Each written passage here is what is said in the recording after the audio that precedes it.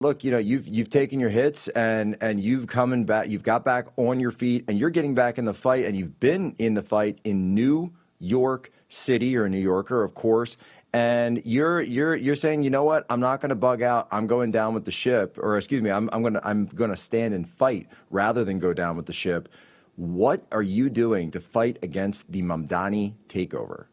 Yeah. So first of all, I want to address that and say that I remain optimistic even at this point, believe it or not. So we began our fight about 4.5 months ago here in New York City, and my team with Walkaway, we built what I believe is the largest anti-Mamdani ground game in New York City. We have 1,000+ volunteers that have signed up over the last 4.5 months. All over the city, we've been doing rallies against democratic socialism, rallies against Zohran Mamdani. We've been also doing open mic street debates, much like you guys at Turning Point have done, going to college campuses. We've done the same thing with Walkaway, but these events have been very successful. And I thought to myself, why are we limiting this to college campuses? Why, like, we should be getting out and having debates with adults and everyday citizens all the time, everywhere out in the streets. And so when we're doing these rallies, I usually have 3 or 4 of my speakers will get behind a table, pop up a microphone, and encourage everyday New Yorkers to approach the microphone, debate us, ask us questions, have discussions about Zohran Mamdani, about his policies.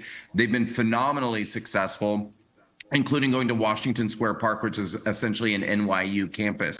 And as you're showing there on your screen, I've also been putting out these videos every couple of days or so. These videos, we're just basically running around New York City, but debunking Zohran Mamdani's policy promises that he's making to people, as well as a lot of the lies of Democrat socialism. As I say, Democrat socialism takes vulnerable people and lies to them. And I think that that's what Zohran Mamdani is doing.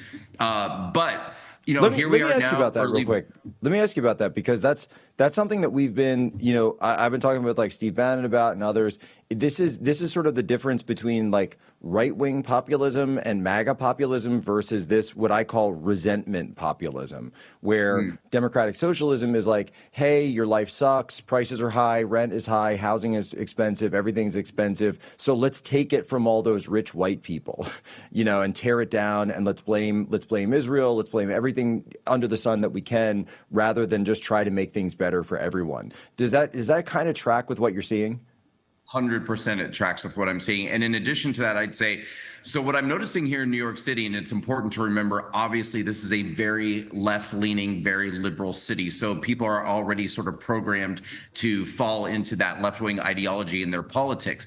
But I think what I'm seeing in all the conversations I've been having, and I've been talking to many, many hundreds and hundreds of New Yorkers over the last 4.5 months, it's very reminiscent to me about what Donald Trump, the way he appealed to people in the 2016 election, people who wanted to change, people who thought the system was broken and wasn't working for them. It's absolutely left-wing populism happening here in New York. The difference is what Donald Trump said was, I agree with you, the system is broken, so let's go in and give the system less power. Let's dismantle the system and give the power back to the people. What Zohran Mamdani is saying, I see you, I hear you, I agree with you, the system is broken, so let's give that system more power. Let's give that system more control over your lives. Let's give infinite power to the system. And people, for some reason, are not connecting the dots. And that's what I'm trying to help here in New York, is for people to connect the dots. You're being lied to. You're being deceived. Democratic socialism is going to take the very real pain points that you're describing and make them much, much worse.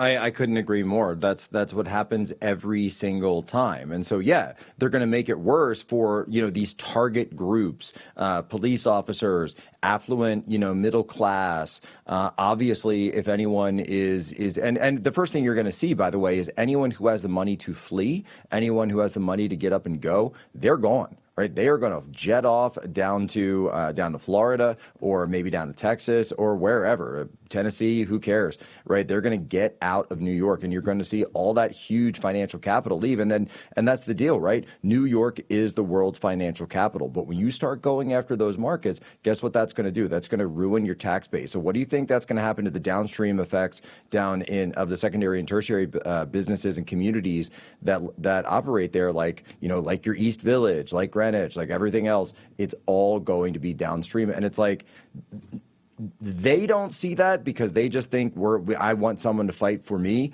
But the guys like Mamdani, he's smart enough to understand exactly what he's doing.